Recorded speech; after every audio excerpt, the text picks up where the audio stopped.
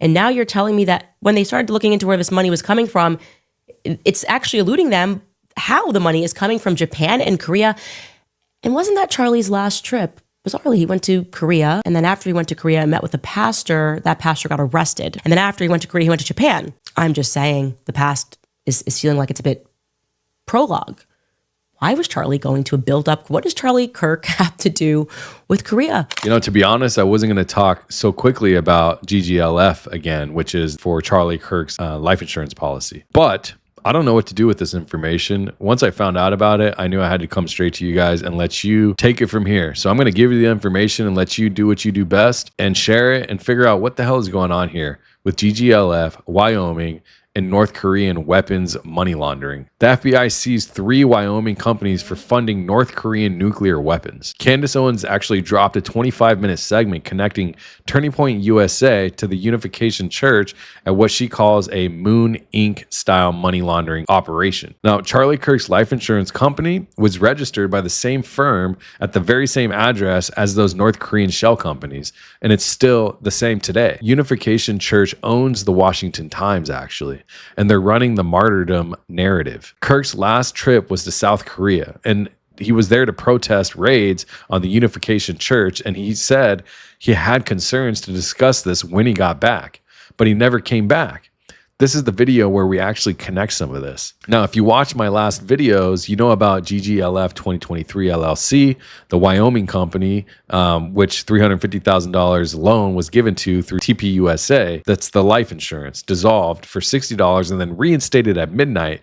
But here's what I didn't tell you until now. In May of 2024, the FBI seized 3 Wyoming LLCs, only 3 actually, and it's these exact 3 for funding North Korean weapons destruction programs: Culture Box, Next Nets, and Blackish Tech. All 3 registered by Registered Agents Incorporated. All 3 at the same address of Charlie Kirk's LLC, 30 North Gould Street, Suite R, Sheridan, Wyoming. GGLF 2023 LLC, Charlie Kirk's life insurance, registered by Registered Agents Incorporated at 30 North Gould Street, Suite R, Sheridan, Wyoming, with the same agent, same address, same suite.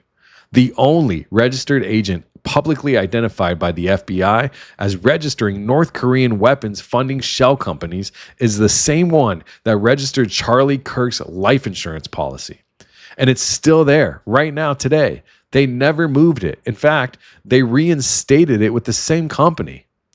After the FBI headlines, after the assassination, after everything. Why? 2 days ago, Candace Owens did something interesting, 25 minutes on Turning Point USA and the Unification Church, Sun Myung Moon's empire, the Unification Church. And here's what the post found: a complex web of nonprofits, for-profits, and media holdings, money moving freely between entities. Investigators could never trace where it came from. Much of it flowed from Japan and Korea. Moon owned the Washington Times. He bailed out Jerry Falwell's Liberty University with $20 to $40 million. He allegedly helped the CIA during the Iran-Contra situation. Now, Candace draws a direct line to TPUSA, nonprofit, for-profit vendors, media properties, real estate, faith initiatives, and money flowing between entities. And here's her theory. Charlie Kirk was sent to South Korea and Japan, not for speeches, but for money. And when he refused to transform TPUSA into a Moon Inc. style operation, when he wouldn't sell out, he was betrayed. I'm not endorsing that theory, but I am asking some questions. Why is Charlie Kirk's life insurance company registered with the same firm as North Korean weapons operations? There are thousands of registered agents. They picked the one FBI publicly named in a weapons funding case and money laundering for North Korea? Why is it still there in that same registration company? After the FBI headlines and all the assassination and then the midnight reinstatement, it's still at 30 North Gould Street in Wyoming? What was Charlie Kirk actually doing in South Korea? Historica Wiki says he and Rob McCoy went to protest government's raids on Unification Church. Why is the Washington Times running the martyrdom narrative? And the Washington Times is owned by the Unification Church. They're publishing articles calling Kirk's assassination a martyrdom for Korean freedom. 12 days after Kirk died, the leader of the Unification Church was actually arrested in Korea. Why is Rob McCoy still going there? 20 days after the assassination at the DMZ, broadcasting toward North Korea, preaching in Busan, ripping off his shirt to reveal a freedom t-shirt.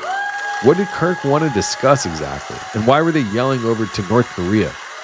His last message is, I am in South Korea. When I return to the US, I want to discuss various concerns. But what concerns and with who? Who benefits from this life insurance policy? Who made it actually? I'm starting to think that Charlie Kirk didn't even know about this policy. You might think, how is that possible? Well, in Wyoming, you can create a company that you don't need to disclose personal information. And then if you did have to disclose for the life insurance policy, anybody that had the personal information and e-signature of Charlie Kirk could do that for themselves. I'm telling you, this could happen. Somebody with Charlie Kirk's personal information, his medical history, his signature, his ID, any of that stuff could file an LLC in Wyoming and also take out a life insurance policy. It wouldn't be that hard. I'm sure somebody could do it. Erica Kirk is now the CEO of TPUSA, and she controls the organization that funded her husband's policy.